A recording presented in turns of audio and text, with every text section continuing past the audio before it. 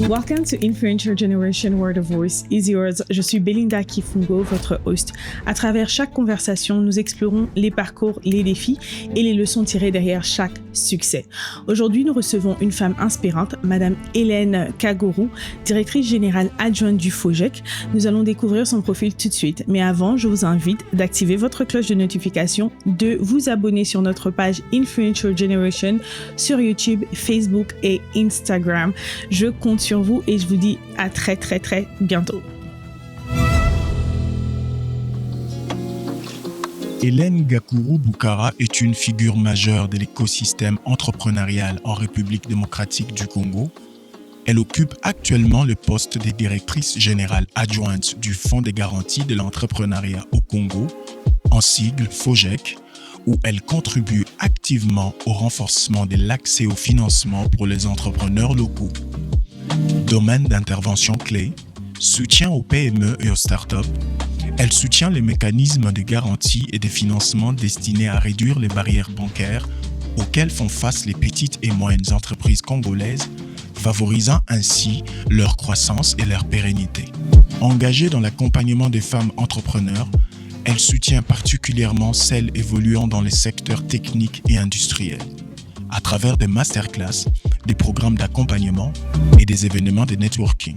Suivi des projets et mesures d'impact, elle mène régulièrement des missions de terrain afin d'évaluer l'impact des projets financés par le FOGEC et de veiller à la viabilité ainsi qu'à la performance des investissements réalisés.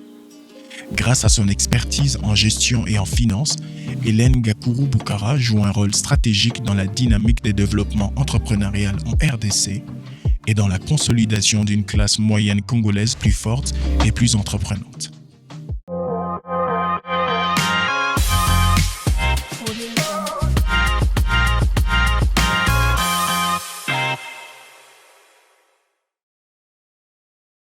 Bonjour Madame Hélène. Bonjour Madame Belinda. Comment vous allez? Très bien. Parfait. Mais merci d'être venue. Je sais que vous avez beaucoup de casquettes, mais vous avez trouvé le temps, comme on dit, de nous squeeze in. Merci d'être ici avec nous cet après-midi. Oui, mais c'est un plaisir, toujours un plaisir de pouvoir rencontrer, discuter et parler un peu de ce que l'on est et de ce que l'on peut contribuer. Exactement. Et je pense bien que l'épisode d'aujourd'hui va apporter un plus pour un jeune homme ou une jeune femme qui nous regarde cet après-midi. Je le souhaite. Exactement. Donc, madame, avant de parler de vous, je sais que vous avez plusieurs casquettes, mais une de vos casquettes, vous êtes directrice générale adjointe de FOGEC. Oui. J'ai discuté avec beaucoup de personnes lorsque j'invoque et je parle de FOGEC, ils ne savent pas nécessairement c'est quoi. Okay. Avant qu'on parle de vous, est-ce que vous pouvez nous dire c'est quoi FOGEC et c'est quoi sa mission? Voilà, le FOGEC, c'est, on va dire, un abrégé qui signifie Fonds de garantie de l'entrepreneuriat au Congo, qui est un établissement public qui a vu le jour par la volonté du chef de l'État, son Excellence Félix-Antoine Tshisekedi Tshilombo, constat amer qui avait été effectué. Le constat était lequel? C'est que la majorité des Congolais n'avaient pas accès aux prêts. Au niveau des banques. Et l'une des grandes difficultés ou l'un des problèmes, c'était du fait qu'ils n'avaient pas de garantie. Les garanties que les banques imposent ou obligent aux entrepreneurs sont souvent assez difficiles à atteindre, surtout pour les jeunes ou encore les femmes. Parce que, comme vous le savez, souvent les banques demandent des garanties qui peuvent aller dans des maisons qu'il faut céder, des livrets parcellaires ou encore même des véhicules, chose que certains Congolais n'avaient pas ou surtout encore des jeunes n'avaient pas. Le chef de l'État a décidé de mettre en place le fonds de garantie. Que fait le fonds de garantie? Le fonds de garantie, comme on va le dire, met de l'argent auprès des banques qui sert de garantie, mais qui permet aux entrepreneurs de bénéficier des prêts et de pouvoir, vaquer à leurs occupations convenablement. À côté des prêts, nous avons quand même négocié avec les banques, parce que comme on aime dire, le FOGEC ne finance pas, mais donne juste la garantie. Mais du fait de la garantie que nous apportons, nous avons pu négocier avec les banques, avoir un taux d'intérêt qui est attractif, parce que nous sommes aujourd'hui à 5% long, alors que le taux à ce jour auprès des autres banques va avoisine 15% ou même au-delà.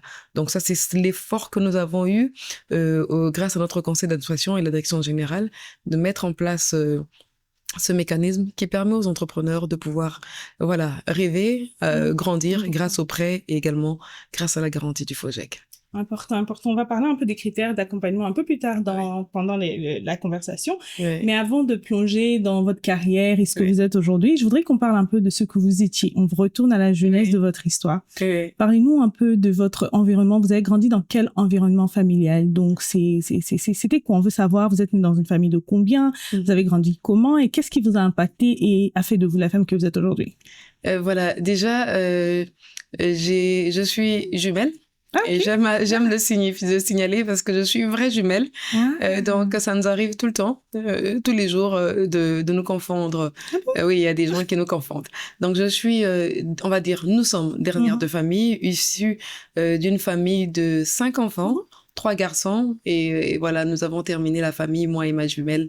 Bon, c'est elle la cadette, mais moi je suis quand même, comme j'aime dire, la grande sœur. Moi je suis la grande sœur. J'aime souvent rigoler pour dire je suis l'aînée des filles. Bon, on est cadette, mais comme il y a que des garçons, mais on rigole un peu comme ça. Voilà, nous sommes nés de 5 enfants, comme j'aime le dire, mais la vie ne nous a pas, on va pas le dire, nous a pas donné des cadeaux parce que 9 mois après, on va dire notre père décédé.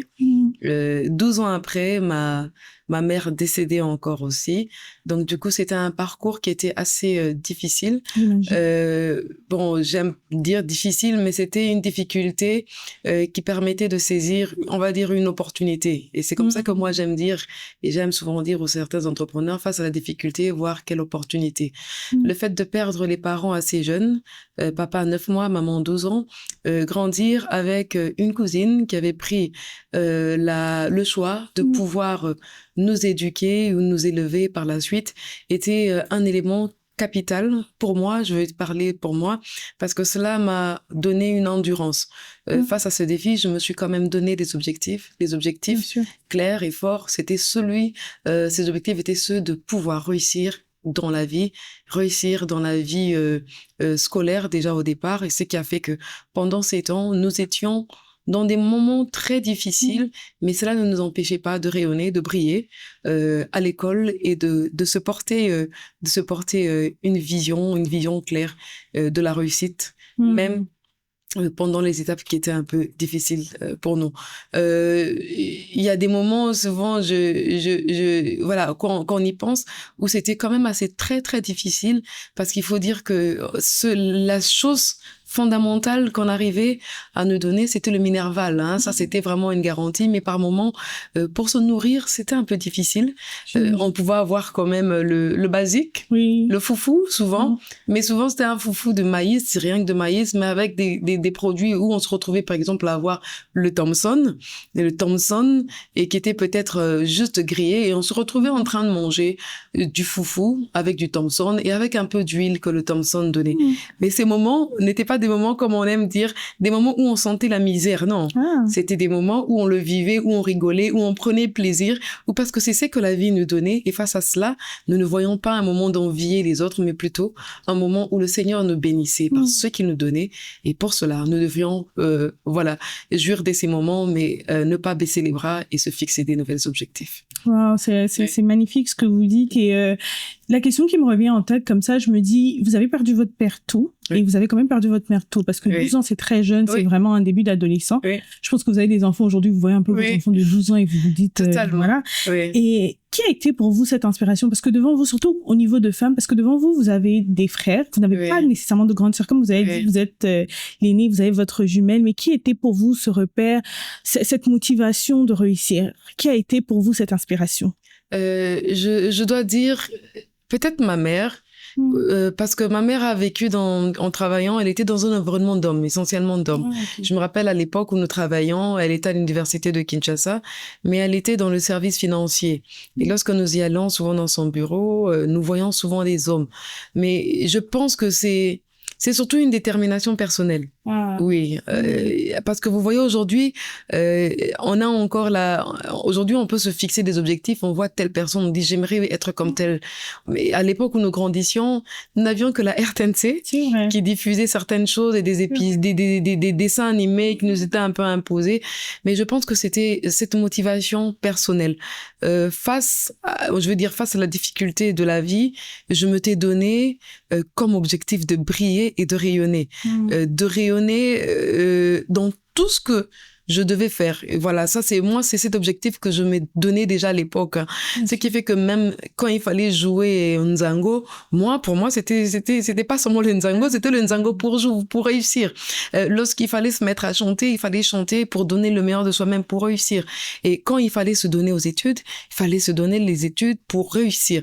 Et je vous dis pas comment c'était souvent difficile, par exemple, quand on arrivait à l'école.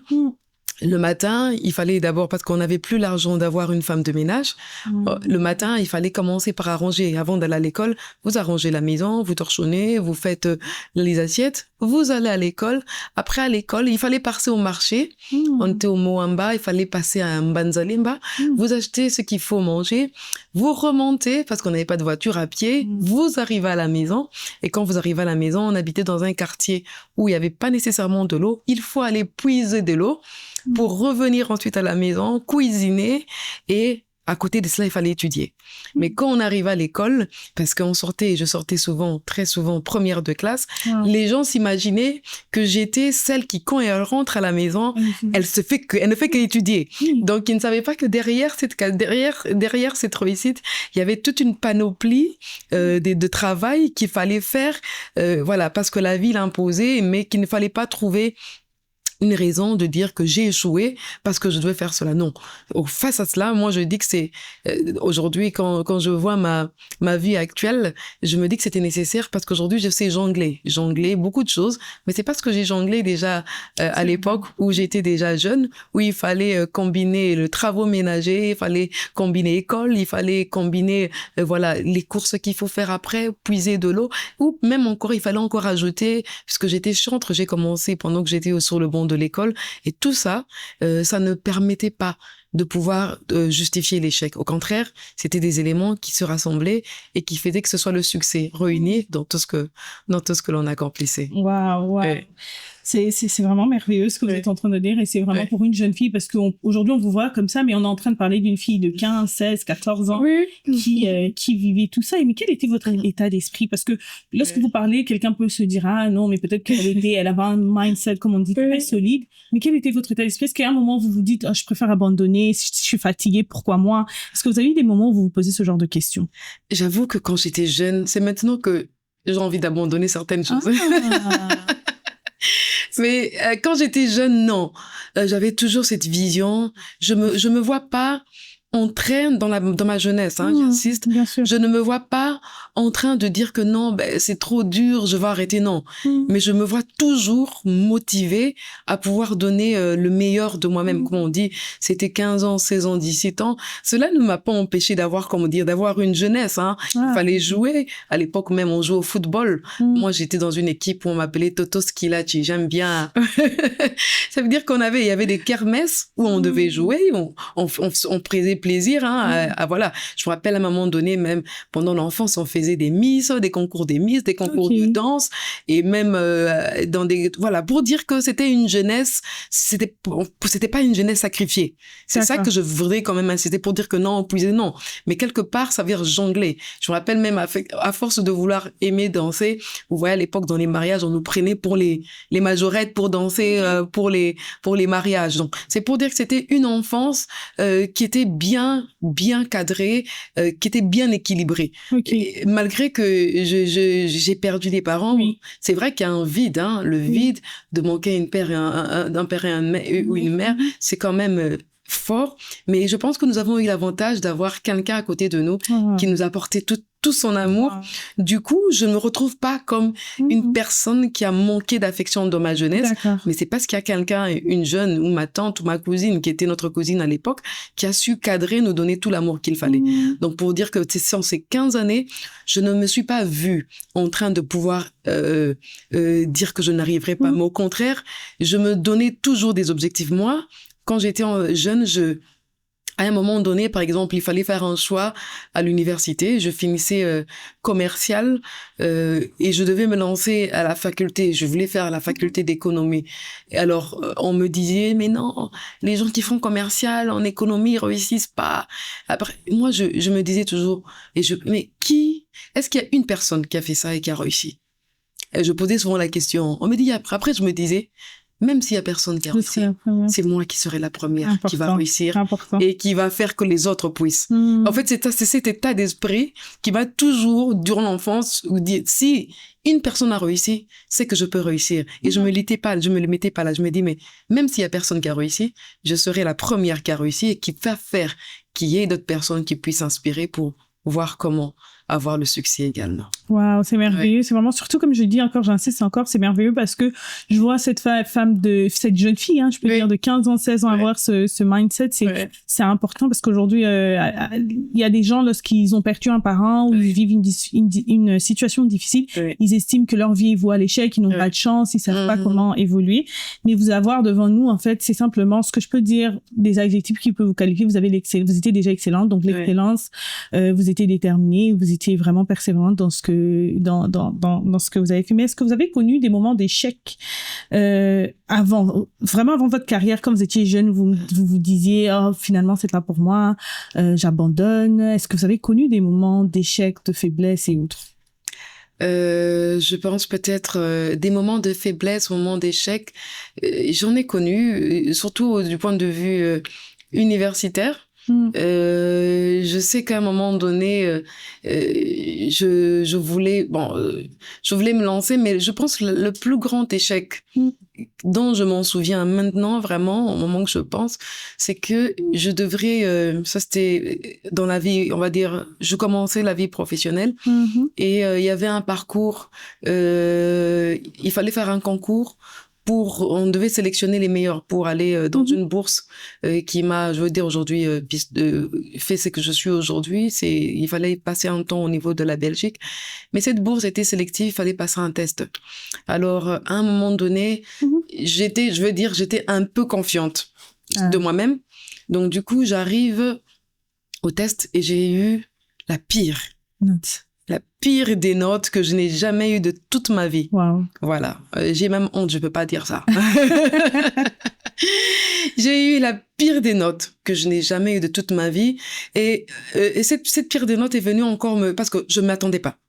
J'étais sûre que j'allais réussir, donc j'étais sûre, mais cette remise en cause était très nécessaire pour moi, parce que je pense que si je n'avais pas eu ça, j'allais penser que voilà, que la réussite ou penser que je comptais sur moi-même.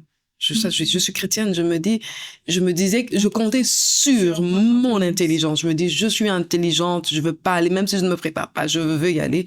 Mais ça m'a permis, cette remise en question m'a permis de pouvoir comprendre que, au-delà de ce que nous faisons, il y a quand même la grâce divine qui est là, qui nous accompagne. Et ça a changé toute ma trajectoire. C'est vrai qu'à l'époque, je suis une chrétienne, j'ai grandi, j'étais chrétienne, mais je pense que sous ce volet-là, je pensais que l'intelligence m'était accordée.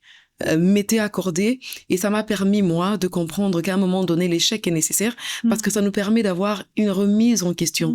Une remise en question sur nos forces, mais une remise en question sur nos faiblesses aussi, mais aussi nous réorienter sur certaines choses, comment faire. Donc ça, c'est l'une des plus grandes, je m'en souviendrai toute ma vie, parce que non seulement que ça m'a mis par terre, mais ça m'a permis de me réidentifier et de me réorganiser sur ma façon de poursuivre finalement le futur. Parce qu'après cela, je vous assure, je suis plus la même. Donc aujourd'hui, même quand je fais quelque chose, je vous assure, même avant de venir ici, j'ai dit Seigneur, aide-moi. Voilà. C'est parce que je sais que tout ce que l'on fait, tout ce que je dois faire aujourd'hui, même si j'ai ma capacité, c'est le Seigneur. Vous savez, je chante pendant plus de 27 ans ou 26 ans, mais à chaque fois que je veux prendre le micro, je fais une prière. Seigneur, aide-moi. Parce que je comprends, je sais que même si j'ai la plus belle voix de la planète, si je n'arrive pas à avoir la grâce du Seigneur, je veux chanter, ça va s'envoler comme ça. Ou si je suis en train de parler, qui sait, ça va ne pas toucher quelqu'un. Vous êtes déjà arrivé dans une conférence où vous avez plusieurs intervenants, vous les suivez, mais il y a une personne qui parle, qui vous touche et qui vous captive. Oui, vous voyez, ça arrive. D'autres personnes, ils parlent, mais cette personne vous captive. Et c'est que moi, je dis, chaque fois que je veux prendre la parole, chaque fois que je veux faire quelque chose, je dis, Seigneur, pour ta gloire et pas pour la mienne. Et c'est ça aussi l'un des secrets qui m'a permis de tomber et qui m'a réorienté dans ma vie. Bien sûr. Et il y a quelque chose quand même que je retiens avec tout ce que, depuis que on a commencé à parler de vous, je pense que vous trouvez votre force dans la douleur. Lorsque vous passez à quelque chose qui vous touche vraiment émotionnellement, vous rebondissez et c'est comme si ça vous donne une force. Je suis totalement d'accord avec vous. Vous savez, même dans le mandat que j'ai aujourd'hui, il a fallu de quelque chose. Il a fallu de quelque chose pour me réinventer. Il a fallu d'une situation qui devrait plutôt m'affaiblir. Mais je me suis dit non, face à cela, je ne veux pas. Je veux plutôt me réorienter d'une certaine façon. Donc, c'était un refus catégorique d'avoir quelque chose.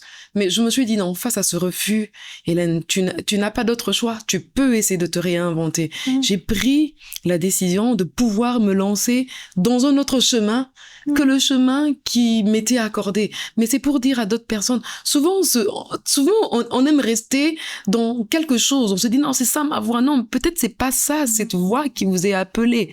Peut-être qu'il faut détourner le chemin. Surtout face aux obstacles. Tu arrives, tu marches, mais tu vois que ça ne marche pas. À un moment donné, hey, stop, relax. Respire, prends un coup et change peut-être de trajectoire. Peut-être que c'est là que tu vas avoir ton succès. À lieu de continuer à donner, foncer dur dans un mur qui est dur, tu te blesses, tu te fais du mal. Mais peut-être il suffit juste de contourner, prendre notre chemin et peut-être que la voie va se dessiner. Et c'est ce que j'aime dire aussi souvent aux entrepreneurs. Certains, pour le moment, peut-être c'est pas la voie que tu veux te lancer. Peut-être que toi, tu veux te lancer dans la communication, mais qui sait que c'est pas la communication? Ou bien tu as fait des études sur la communication, mais qui sait, c'est peut-être dans le champ que tu vas te lancer. Voilà. Ce sont autant d'obstacles. Moi, j'ai toujours dit, et je le dis, dans chaque difficulté, trouvons une opportunité. Vous voyez, aujourd'hui, vous disiez que vous étiez bloqué dans un embouteillage. Vous étiez bloqué dans un embouteillage, mais peut-être pendant ce temps-là, ça vous aurait permis de pouvoir encore affiner votre discours. Ou peut-être l'embouteillage peut être une opportunité pour une autre personne de dire, mais regarde, quand je suis dans l'embouteillage, qu'est-ce que je peux faire?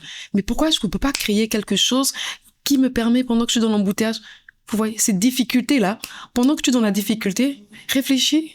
Cette difficulté peut être une étape qui va trouver une solution, surtout en entrepreneuriat. Donc, je pense que c'est ça. Chaque difficulté doit être pour nous une opportunité de développer quelque chose. Parce que nous avons cette force en nous et il suffit peut-être de la réorienter et de faire en sorte que ça nous porte un résultat qui soit positif. Important. Non, ce que vous venez de dire, c'est important. Ça me rappelle une phrase de quelqu'un qui m'avait dit tu ne choisis pas nécessairement la famille dans laquelle tu ne choisis pas les conditions dans lesquelles tu nais, mais tu peux choisir les conditions dans lesquelles tu vas mourir. Absolument, oui. Vous avez vraiment le choix à ce niveau. Et aujourd'hui, Madame Hélène, lorsqu'on parle au-delà de votre carrière et de votre fonction, quelle est votre mission de vie? Bon, je dois dire aujourd'hui, j'ai décidé de me lancer dans l'enseignement. J'avais déjà un DS que j'avais, mais voilà, je me disais devenir professeur, pas professeur. Après, il m'a fallu constater que la jeunesse n'avait peut-être pas ce qu'il fallait.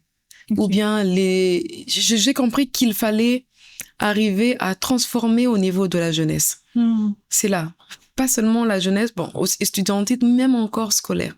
Raison pour laquelle aujourd'hui j'accepte de devenir mentor dans des écoles qui sont assez dans le bas de l'échelle pour leur montrer, leur donner cette exemplarité, leur dire que voilà, c'est possible de croire, c'est possible de se donner, c'est possible de travailler, d'avoir des résultats, c'est possible. Parce qu'aujourd'hui, malheureusement encore, la société dans laquelle on vit, on pense qu'il faudrait peut-être être, je sais pas, politique, parlementaire, ou je sais pas, pour avoir beaucoup d'argent pour réussir, alors qu'il suffit de se donner. Le parcours que moi j'ai eu, par exemple, j'ai eu un parcours normal de vie. Si j'aime le dire, un parcours normal qui est trempé d'embûches, des difficultés, mais cela ne m'a pas empêché moi-même de tracer ma trajectoire et de pouvoir me lancer. Comme j'aime le dire, il y a déjà moi j'ai commencé l'entrepreneuriat jeune. À un moment donné, il fallait se battre pour obtenir quelque chose dans la vie. Oui. Il fallait vivre. On a dû vendre. Moi, j'ai dû vendre du pain dans des conditions, je sais qu'il y a à l'université de Kinshasa, il fallait vendre du pain.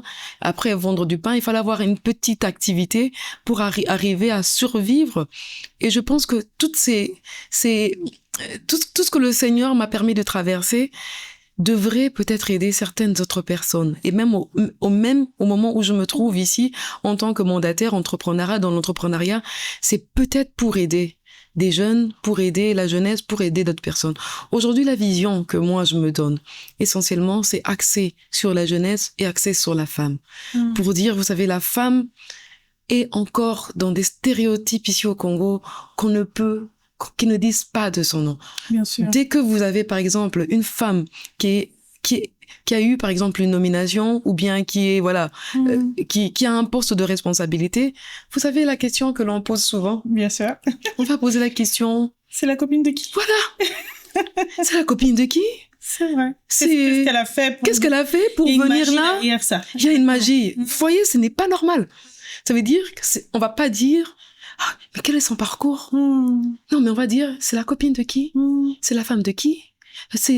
En fait, il y a toujours quelque chose. Elle doit être liée à quelqu'un. C'est la fille à de quelqu'un, de fille de quelqu'un. Mais même si c'est la fille de quelqu'un encore, c'est peu normal. Oui, bien on sûr. peut être la fille de quelqu'un, mais qui a donné, qui a travaillé, qui mérite pour se retrouver à la place, vous voyez. Donc c'est tout, c'est comme ça qu'aujourd'hui, vous voyez, je suis vice-présidente dans plusieurs associations de femmes. Je suis vice-présidente des femmes experts comptables parce que c'est une profession qui est encore assez masculine et j'ai eu la difficulté de me retrouver face à des hommes qui pensent que vous n'êtes pas à votre place parce que vous allez leur apprendre quoi, vous, femmes, vous allez leur contrôler. Mais je suis également vice-présidente au niveau des femmes mandataires publiques où nous avons une vision qui permet encore de sortir, de montrer que les femmes peuvent se lancer dans la bonne gouvernance. Je suis également vice-présidente au niveau des réviseurs d'entreprise. Pour moi, c'est on va pas dire cette lutte, tout cet engagement pour montrer que la femme, elle a de la valeur déjà en elle-même et qu'elle peut sortir du monde et montrer que voilà, cette femme qu'on pense souvent, vous savez aujourd'hui, moi je voyais par exemple avec ce qui s'est passé avec notre première ministre dernièrement avec sa sortie médiatique. Vous voyez les commentaires, elle est bonne pour la cuisine, elle est bonne pour ceci, mais il suffirait qu'un homme commettre une erreur, on va pas dire qu'il est bon, je sais pas, pour faire quelque chose. C'est tout à fait normal. Je pense qu'aujourd'hui, il y a également ce volet où on doit se battre pour montrer que la femme est au même titre que l'homme et qu'elle peut donner ce meilleur. Donc ma vision est essentiellement axée sur la jeunesse, mais également sur la femme, pour montrer que la jeunesse, vous voyez, vous êtes une jeune, vous avez une très belle émission, vous faites des bonnes choses, mais que vous êtes digne de confiance, que cette jeunesse peut y arriver et que cette jeunesse sera ce que nous sommes aujourd'hui. Donc il suffit de lui faire confiance, de l'orienter, de lui montrer le bon chemin pour que cela puisse arriver à donner les fruits. C'est vrai. C'est très bien comme mission de vie et vraiment, je vous souhaite tout le meilleur vraiment sur Merci beaucoup. On a parlé des femmes. Comment vous faites dans un milieu... Parce que vous êtes leader aujourd'hui, vous êtes dans beaucoup vous avez cité beaucoup de casquettes que vous avez, et la plupart de vos casquettes, j'entends, vous avez vraiment des places de leadership. Comment vous faites dans un milieu, dans un pays, dans une culture qui est très masculine? Comment vous faites pour vous distinguer? Comment vous faites? Vous êtes comme on dit, ce petit poisson au milieu des requins, mais finalement qui a la tête, qui est vraiment à la tête comme David, hein, ce petit qui est finalement à la tête de toute une armée, mais dans un environnement très très masculin, stéréotypé, où vous vous découragez même lorsque vous êtes devant des hommes, vous êtes dans des réunions, vous êtes la seule femme. Comment vous faites? Comment vous êtes arrivée? C'est le travail. Ah, ok. Je pense, quand vous arrivez à avoir, par exemple, des collègues ou des amis hommes qui disent, qui reconnaissent votre valeur, je pense que c'est tout ça. Et je pense que le travail se bâtit, ou cette reconnaissance se bâtit par une formation au quotidien. Je pense que c'est ça. Moi, il y a eu, par exemple, le poste que j'ai eu aujourd'hui, où je me retrouve, c'est un ami, un homme, qui m'a appelé, qui m'a dit, Hélène, on cherche un poste, je pense que tu réponds à cette condition. Vous voyez? C'est-à-dire que ce sont les autres qui reconnaissent votre mérite. Et ce qui fait qu'aujourd'hui, lorsque vous devrez parler, ce n'est plus Et moi, j'aime pas ce truc, on dit, oh non, c'est une Hélène, elle est un homme-femme. Non, il faudrait pas ça, c'est pas ça. Moi, c'est Mobali, c'est ça, non. Je suis une femme. Oui, simplement. Je ne suis pas moi, c'est Mobali, je suis femme. Et je pense que c'est pour ça ce dynamisme qu'on est en train de montrer, parce qu'aujourd'hui, moi, j'aime beaucoup. On va parler du 30%, on va parler du 50%, on va parler de la parité, mais c'est d'être une parité qui se mérite. Exactement. Et qui arrive, c'est-à-dire que quand tu arrives, on remarque que ton CV dépasse celui d'un homme et c'est pour ça qu'on t'a pris. Mais ça sera pas parce que on a regardé, non, il faut qu'on atteigne les 30%, donc il faut non, vous voyez. Et c'est ça qui m'a bâti au fil de temps.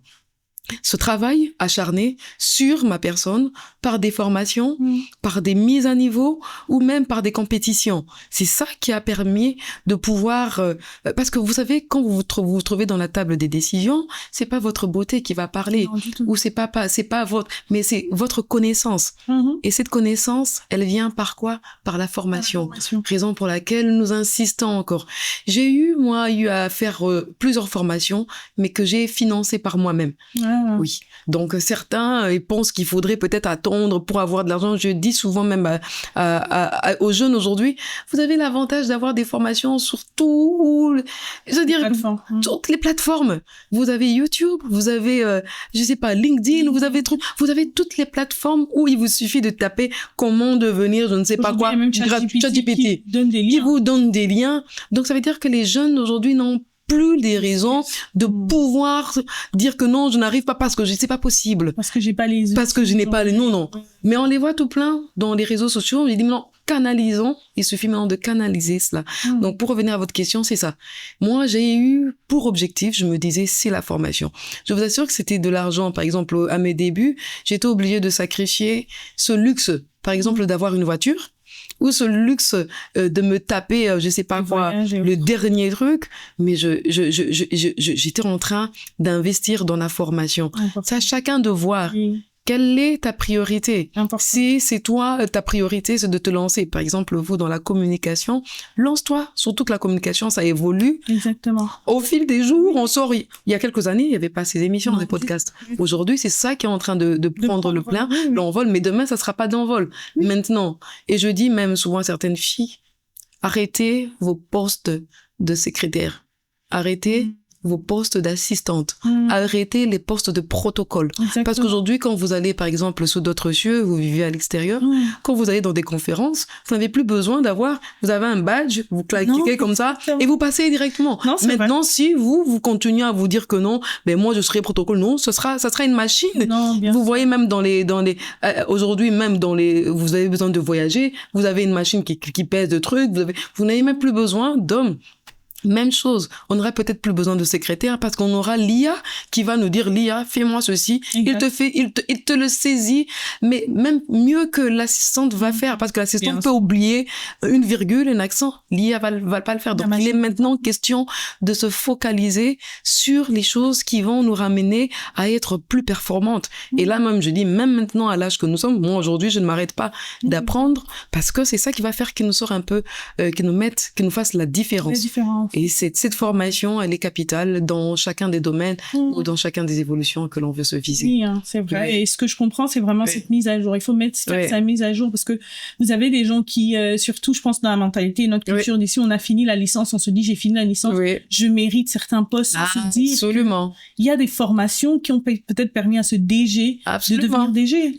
Absolument. Pas le droit nécessairement qu'on n'a pas. Totalement. C'est pas nécessairement ça. Et moi, c'est pour ça que j'encourage certains, surtout les jeunes, vous n'êtes pas obligé, par exemple, mais faites une formation, par exemple, sur je sais pas, Internet, ou faites une formation sur Excel, maîtrisez bien l'Excel, mais faites bien aujourd'hui je crois, il y a AutoCAD, il y a des applications qui, lorsque vous sortirez, ça vous met un peu, ça vous permet d'être différent. Parce qu'on a besoin des différences aujourd'hui. Si vous dites que non, moi, je sais bien écrire une lettre aujourd'hui, ça n'a plus de sens. L'IA qui va, vous voyez, c'est ça. Donc, en sortant de l'université, il faudrait avoir quand même une plus-value qui vous permet de pouvoir vous distinguer et faire en sorte que on vous préfère vous par rapport à une autre personne. Non, ça, c'est pas vrai. C'est vrai. Oui. Et c'est ce que je pense. Je pense un jour aussi au travail, j'étais en train de taper quelque chose. Mon directeur me dit, pourquoi tu perds ton... Il dit carrément, pourquoi tu perds ton temps à taper ça? Va mettre sur ChatGPT ton idée, il va faire pour toi la lettre. Tellement. Tu viens de gagner une journée, carrément une demi-journée. Vous savez, au départ, moi, j'étais... Avec mon mari, c'était un peu le combat. J'ai dit, mais l'IA, non, l'IA, ça nous tue. L'IA, ça nous fait perdre l'intelligence. Je suis à fond sur l'IA maintenant. Merci. Et je vous assure le gain de temps que je gagne. Et mon mari me dit, vous voyez, nous avons eu, par exemple, c'était BlackBerry. BlackBerry qui sait vous mourir parce qu'avec les BBM, je sais pas quoi, on vous voit, on avait des numéros BBM. Mais aujourd'hui, il suffisait à BlackBerry de changer, de mettre, mais BlackBerry est en train de partir, c'est ça. Le monde est en train d'avancer. Il faut évoluer avec le temps, sinon, et voilà. On reste derrière. On reste derrière et on est appelé à vivre dans l'international, c'est-à-dire dans un monde où si on a une visée, c'est pas seulement le pays local, c'est il y a également à l'extérieur. Donc toi, tu seras en train de vivre dans ton réfléchir avec le cerveau. L'IA qui a déjà réussi, par exemple, aujourd'hui, on dit même dans l'armée, l'IA pareil à trouver des sols où il y a des trucs. C'est-à-dire que si tout le monde utilise l'IA, pourquoi on va rester à la technologie? Maintenant, il y a quelque chose que l'IA ne pourra pas faire, c'est-à-dire interpréter. Et c'est là on a besoin encore de l'intelligence de l'homme, parce que je rigolais, dernièrement, il y a un jeune qui m'écrivait, il a écrit une lettre, après, il me dit non, sur WhatsApp, il m'écrivait sur WhatsApp, après, dans l'introduction, ça mettait, pour un message fort, tu devrais dire ceci. Et ça m'est alors j'ai juste rigolé, j'ai juste écrit, j'ai dit, l'introduction est un peu étrange.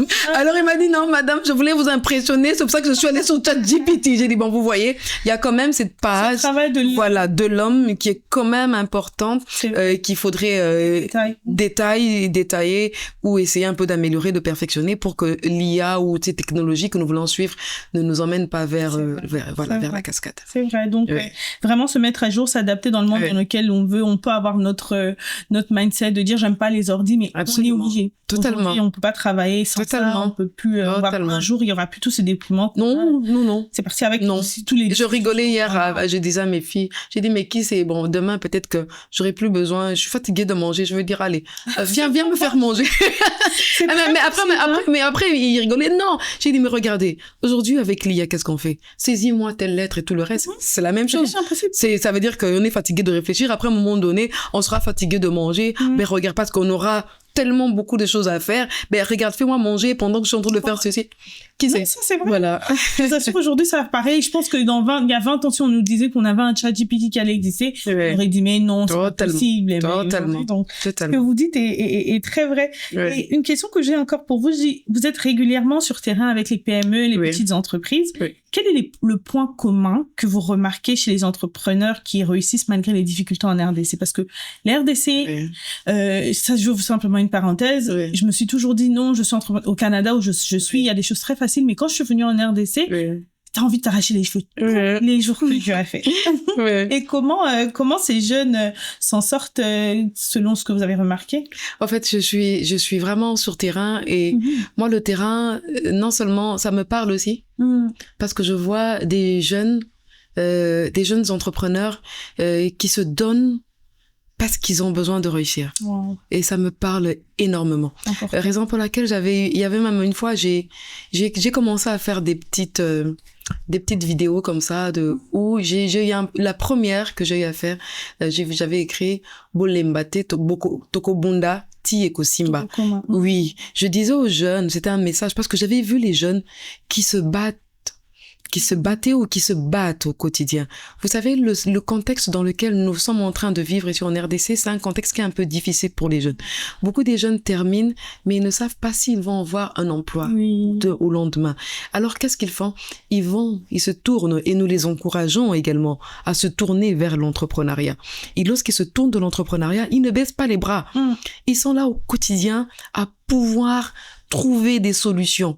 Il y a souvent des tracasseries, qui ne tombent pas, peut-être le fisc, la fiscalité, mais ils sont toujours là au quotidien pour vouloir trouver une solution.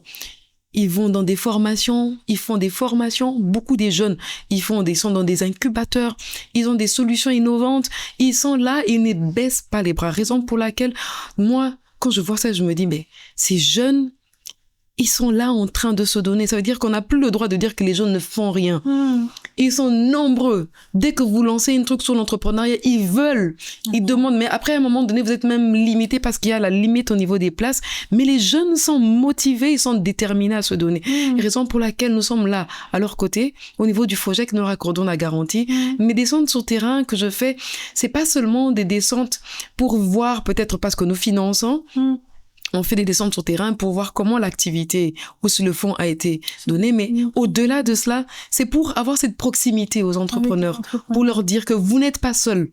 Nous sommes aux côtés de vous pour vous dire que ce que vous faites est bon et pour vous dire aussi que vous devez continuer à vous battre jusqu'à ce que ça réussisse. Et je vous assure, c'est pas plus, quelle joie de voir un entrepreneur qui réussit, qui se bat et qui arrive. Non, mais moi, et j'aime le dire, ça veut dire que c'est chaque matin, je me lève avec cette force de pouvoir continuer parce que je me dis au moins, il y a un entrepreneur qui attend et qui va se lever et qui va rayonner. Parce que moi j'ai dit, on n'a pas souvent besoin d'une centaine, on a besoin de 2, de 3 personnes qui seront là, qui vont impacter et qui va porter du fruit. Alors chaque matin ou chaque descente sur terrain, voir ces jeunes, il y a même certains que je rencontre dans des conférences qui me disent non madame, je veux que vous veniez, venez me visiter. Et c'est pas pour avoir nécessairement le financement du FOJEC, mais il veut avoir ce contact, il va avoir ces expériences, il va avoir ce retour. Et là j'y vais et ces contacts leur permettent de pouvoir de pouvoir se sentir accompagné, de pouvoir se sentir, d'avoir quelqu'un qui est là pour les assister et pour les orienter dans ce qu'ils font. Important. Et j'ai aimé ce que vous dites parce que je pense, je dirais un cliché, mais parfois lorsqu'on parle de la jeunesse congolaise, on a tendance à dire ils sont pas assez qualifiés, c'est des paresseux, c'est des gens qui veulent pas apprendre. Et souvent quand vous êtes dans la diaspora, on vous dit mais les entreprises vont vous prendre vous plus vite parce que vous avez plus d'expérience, on estime que vous travaillez plus. Mais lorsque je suis descendue au Congo, j'ai rencontré certaines personnes, je me suis dit mais ces gens ont une créativité de fou que peut-être que je n'ai jamais vu où je vis à l'extérieur. Mais c'est ça en fait ce que je dis, on donne pas aussi parfois, on donne la chance aussi par certains, mais on donne vraiment ce cliché où on entend le Congolais, il est paresseux, ne perd pas ton temps. Parfois, quand je fais cette émission, les gens me disent, mais qu'est-ce que ça te rapporte? Les Congolais, là, ils vont pas changer. Je dis, mais oui, on parle tous les jours, on parle, mais les gens, ils changent pas. Et ça peut nous décourager, te dire, en fait, qu'est-ce que je viens faire ici, étant donné que les gens sont bornés d'une certaine façon. Et j'aime ce que vous dites parce que vous descendez sur terrain et vous voyez vraiment les gens et vous voyez comment ils veulent et comment ils veulent apprendre. Et vous dites une personne comme ça aussi en entreprise ou peu importe ce qu'il touche, il peut exceller. J'aimerais vous parler premièrement, à un moment donné, moi, je parlais dans des conférences. Je parlais beaucoup d'entrepreneuriat. Je motivais les jeunes. Mais après, à un moment donné, j'avais l'impression que les jeunes ne comprenaient peut-être pas. Parce que souvent, il y a quand même certains jeunes à qui nous avons donné des financements, mais pour lesquels ça n'a pas abouti. Ils ont préféré détourner les fonds. Vous voyez, à un moment donné, ça décourage. Vous voyez, pour voyager, ça décourage un peu. Dites, mais ces jeunes, ils comprennent pas. Alors, je discutais avec un aîné qui me disait, non, Hélène, il faut continuer à discuter. Il faut continuer à les encourager. Parce que ces jeunes, ce sont comme des enfants. Ton enfant, lorsque tu es avec lui et qu'il fait quelque chose de mal, tu vas jamais l'abandonner. Nous avons grandi, il y a des enfants qui ont été têtus, où tu fais quelque chose, le papa, il va sûrement te corriger, mais il va jamais t'abandonner. Au contraire, il va t'orienter, il va te donner de conseils, jusqu'à ce qu'il va voir que tu as réussi. Vous voyez? C'est la même chose que ces jeunes entrepreneurs. Peut-être qu'il n'y a pas eu cette voie, ce modèle. Exactement. On est en train d'apprendre sur l'État. Maintenant, il faut le temps pour qu'ils apprennent et pour qu'ils se corrigent. Et pour qu'ils apprennent de leurs erreurs. Ça, c'est ce que nous faisons. Ça, c'est ce que je fais. J'aimerais vous parler de quelque chose. J'aimerais vous parler d'un impact qui s'est ressenti dernièrement. J'accepte d'être marraine d'un concours d'éloquence des jeunes des écoles au niveau scolaire. Après, il y a eu une école qui réussit, le collège Bonsomé. Et je mets, parce que moi, je poste dans mes plateformes. Et il y avait des jeunes de l'ISTA, que je côtoie également, que j'avais côtoyé. Et il y avait un qui avait réussi à faire une sonnette. Une sonnette. À l'époque, je les avais reçus, on a donné des conseils, ils ont avancé et ils ont amélioré leur sonnette. C'est-à-dire que vous voyez dans les écoles, à chaque changement des cours, il y a une sonnette qui doivent sonner. À l'époque, maintenant, chez nous, c'est encore du genre, il faut que quelqu'un puisse venir appuyer. Mais ces jeunes de l'ISTA ont réussi à faire que ça soit automatisé. C'est-à-dire, après chaque 10 heures, il suffit d'avoir, donc tout est automatisé et ça sonne. C'est-à-dire que changement de cours, ça sonne automatiquement, ça change automatiquement. Donc, je poste dans mon statut et ces jeunes qui voient, ils me disent, non, madame, on est intéressé, on veut offrir cette sonnette au lycée qui a réussi. Et vous voyez, il a fallu pour montrer comment est-ce que c'est votre impact aussi peut essayer. Donc, il a fallu que je puisse poster dans un statut que ces jeunes puissent avoir. Et aujourd'hui, l'école a cette sonnette, et moi, j'aime insister, qui est faite par des Congolais, qui n'est pas faite par des étrangers. Et je pense qu'il faut qu'on arrive à se faire confiance. Raison pour laquelle, au niveau du FOGEC, par exemple, nous avons décidé de ne financer que d'abord que les Congolais. D'accord. Uniquement les Congolais. Nous sommes axés sur les Congolais et sur les activités des Congolais. C'est-à-dire que si ceux qui veulent, c'est-à-dire que vous achetez par exemple des fauteuils comme ça qui viennent de l'Europe, nous n'allons pas vous financer. Vous n'êtes pas éligible. Mais nous allons prendre un menuisier qui, lui, fait une table au Congo parce qu'on veut relever l'économie congolaise. Et vous voyez aujourd'hui, pourquoi aller acheter une sonnette en Europe alors qu'il y a une sonnette qui vont faire. Il suffit de leur faire confiance, de les aider. Parce que je pense que si l'Europe ou, je sais pas, la Chine, ils ont réussi à avoir aujourd'hui, à s'étendre, c'est parce qu'il y a d'abord des locaux qui ont réussi à les faire confiance et c'est qui a fait qu'ils puissent s'étendre à l'extérieur. Raison pour laquelle, au niveau du FOGEC, nous avons décidé de financer les Congolais. Quand je dis financer, on parle de la garantie, et de les Congolais et les activités des congolaises. C'est-à-dire toute production congolaise au Congo. Que vous soyez, je sais pas, dans le service, que vous soyez dans la couture, que vous soyez dans vos émissions comme ça, c'est fait par des Congolais, c'est fait au Congo. Tout ça, ça entre dans notre champ. Et je pense que c'est à cela que nous allons arriver à développer notre pays lorsque notre propre économie sera plus forte. Bien sûr. Et quels sont les critères aujourd'hui pour approcher FOGEC? Qu'est-ce que je dois faire? Je vous donne un exemple. Je viens devant vous, je vous dis, madame, voici mon projet. Et quels sont les critères pour que FOGEC puisse accompagner? Alors, les critères d'éligibilité, première chose, comme j'ai dit, soyez Congolais. Ça, c'est déjà la porte. C'est Congolais. La première, c'est la porte parce que si vous n'êtes pas Congolais, vous n'êtes pas éligible. Ça, c'est la première des choses. De deux, il faut avoir une activité qui soit rentable. Essentiellement rentable parce que le FOGEC couvre des garanties, des prêts auprès des banques. C'est-à-dire que ce sont des crédits que vous allez rembourser. Donc, il faut que l'activité soit rentable. Nous insistons sur le fait qu'il faut également que l'entrepreneur soit incubé, c'est-à-dire ou soit formé à partir d'une structure d'encadrement, parce que comme je le disais, à ce stade, beaucoup d'entrepreneurs n'ont pas encore, on va dire, les b.a.-ba de ceux qui ont l'entrepreneuriat, donc on veut qu'ils soient quand même formés ou qu'ils appartiennent à une structure d'encadrement. Donc nous allons exiger que vous soyez formés, que vous soyez un document qui prouve que vous êtes formé en entrepreneuriat, et nous insistons, nous voulons avoir des citoyens, des bons citoyens, donc il faut être légalisé, avoir tous les documents qui vous permettent de pouvoir prester, et cela peu importe la forme d'entreprise que vous avez prise, que vous choisissez.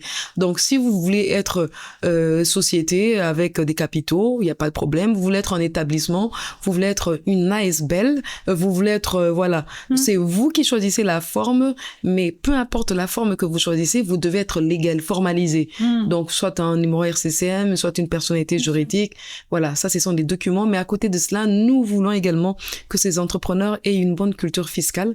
Nous allons leur demander qu'ils nous prouvent qu'ils payent correctement leur impôt. Donc ça sont les conditions obligatoires pour bénéficier de la garantie du FOGEC. Ah d'accord, je comprends, et c'est très bien de savoir. Et est-ce que la compagnie doit avoir un certain nombre d'années ou voilà, minimum 6 mois.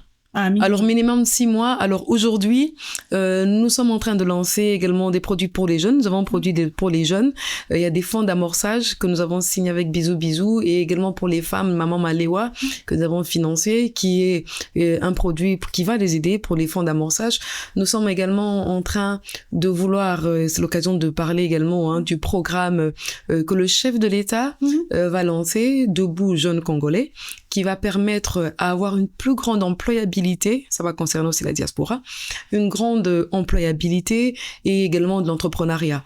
Et au niveau entrepreneuriat, il y aura le concours national du plan d'affaires simplifié qui est mis en place par notre ministre Justin Kalumba, qui va permettre à certains jeunes et surtout aussi les femmes de pouvoir bénéficier des fonds sur base d'un concours. Donc ça, ce sont vraiment les grands axes que le gouvernement met en place par le biais du chef de l'État ou même de la première ministre, Madame Judith Suminwa. Mais au niveau du FOGEC, nous avons des produits que nous avons signés par exemple avec le FPI sur l'industrie, essentiellement des jeunes que nous appelons Vijana, 18 à 35 ans. Il faut être dans l'industrie, semi-industrie ou industrie légère. Après, nous avons, comme j'ai dit, des produits, des fonds d'amorçage que nous avons avec Bisou Bisou.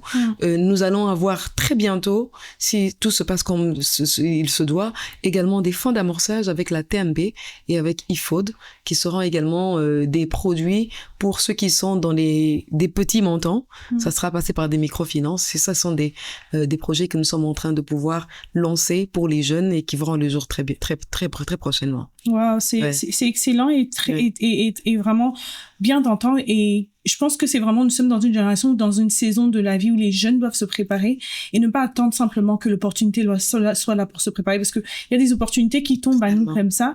Et si on prenait notre temps de dire, j'attends l'opportunité avant de me préparer, on perdra des grosses opportunités comme celle-là devant nous. Voilà. En fait, moi, j'aime dire aux jeunes, regardez, tout le monde ne va pas se lancer dans l'entrepreneuriat. Il y en a qui vont travailler, qui seront salariés, mais c'est de dire même à ceux qui sont salariés, hein, parce qu'il y en a qui sont salariés, mais qui sont également dans l'entrepreneuriat.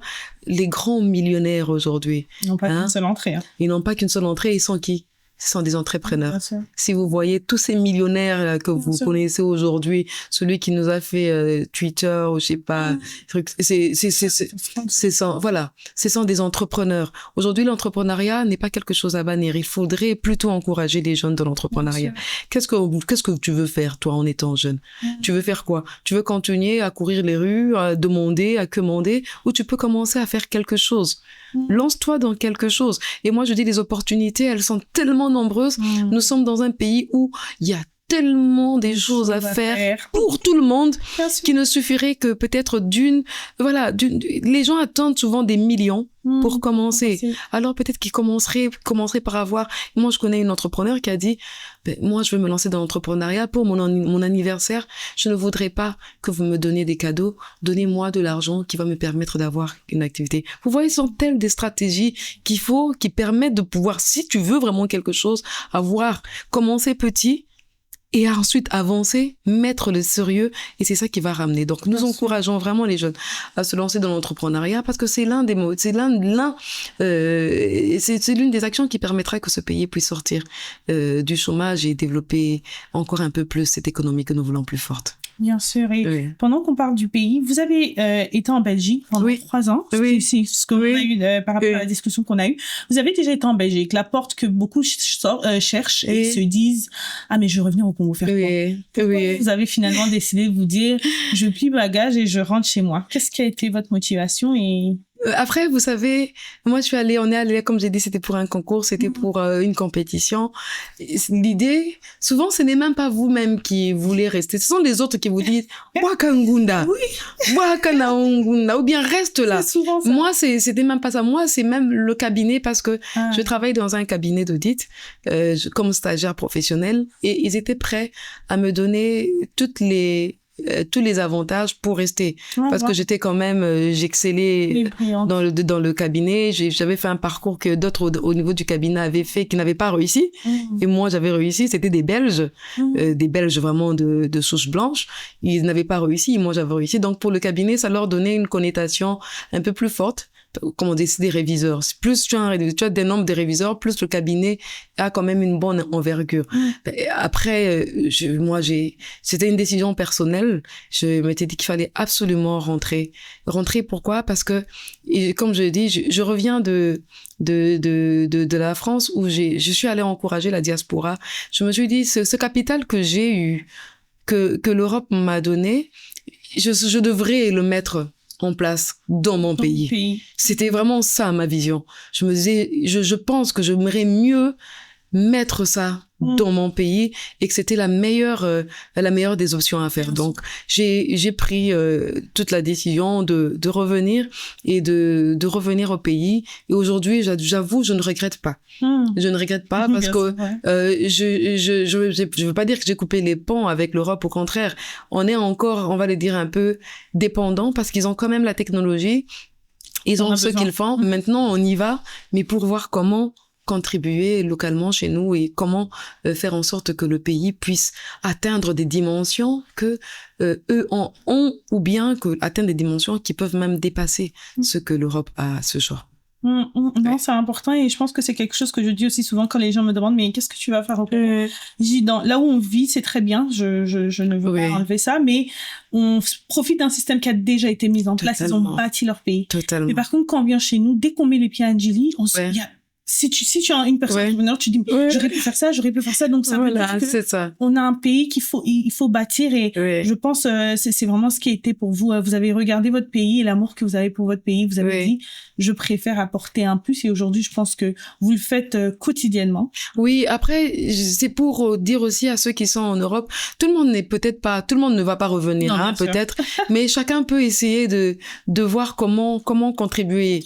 Oui, aujourd'hui il y a quand même beaucoup de structures qui permettent, il y a la NAPI, il y a le FOGEC, il y a plusieurs structures, il y a la NADEC, il y a le guichet unique qui sont en train peut-être d'être digitalisés, qui permettent maintenant à ceux qui sont de la diaspora de revenir et de construire quand même ce pays. Parce que comme vous dites, l'Europe bénéficie déjà d'un système qui est déjà bien établi, alors que le nôtre ne l'est pas encore. Pourquoi ne pas venir essayer de changer les choses? Exactement. Je pense que le gouvernement ou les structures en place mettent du sien et il faudrait maintenant que ceux qui sont sur de la diaspora puissent venir. C'est vrai qu'au départ, c'est difficile. C'est vrai. Parce que quand on a vécu dans un système qui est déjà bien établi, et venir maintenant dans un système où les choses sont encore un peu lourdes et difficiles, ça met un peu du temps avant de pouvoir... que certaines personnes, d'autres même décident de partir et de ne plus revenir. Mais je pense qu'il faudrait un peu de patience pour qu'ensemble, avec le système en place et ceux de la diaspora, qu'on puisse mettre chacun les mains à la pâte pour que ce pays puisse changer et voilà. Et être fier de dire, voilà, j'étais revenu, voilà, j'ai changé quelque chose dans mon pays et ça, c'est toute une fierté dont on ne s'en passera peut-être pas et on n'oubliera jamais. Et des générations entières pourront s'en souvenir. Bien sûr. Oui. Et c'est vrai que vous avez broché très rapidement les structures parce que je me suis aussi rendu compte que dans la diaspora, c'est pas nécessairement que les gens veulent pas revenir. Ils savent pas par où commencer. Il y a des gens comme moi, exemple, avant de revenir ici, j'ai fait 14 ans à l'extérieur du pays, j'ai mis mes pieds au Congo. J'ai quitté très jeune et je me disais, quand je vais rentrer, j'ai étudié avec telle personne, ces gens peuvent arriver, peuvent me montrer le chemin. Quand j'arrive, j'ai une gifle sur le front. Personne ne va te montrer le chemin. Tu te débrouilles comme une grande fille. C'est ça. Donc, et c'est souvent, il y a cette lourdeur que les gens de la diaspora ont ici. On va commencer. C'est où qu'on va frapper la porte parce que sur Internet il n'y a pas grand chose. Comme je vous ai dit tout à l'heure, on a parlé de FOGEC, il y a des Congolais sur place quand je dis je vais rencontrer la DG de FOGEC, c'est quoi FOGEC? C'est ça. Donc il y a beaucoup de structures en place, mais comme on dit dans la Bible, mon peuple périt par manque de connaissances. Oui, absolument. Et la diaspora ont peur de revenir parce qu'ils ont peur de Mama Leki, Tata Leki, s'ils envoient l'argent, ils vont bouffer mon argent. Est-ce qu'il y a des structures qui peuvent accompagner ces personnes pour Oui, je pense qu'il y a des structures. Je vous ai parlé de la NAPI. La NAPI, c'est le guichet unique de l'investissement. C'est-à-dire que si vous avez la porte à laquelle il faut frapper, c'est au niveau de la NAPI. Et la NAPI fait un très grand travail avec la DG, Madame Rachel Pongou, qui est la DG, qui est un très très bon. Donc il vous suffit même, je pense qu'ils ont bien digitalisé.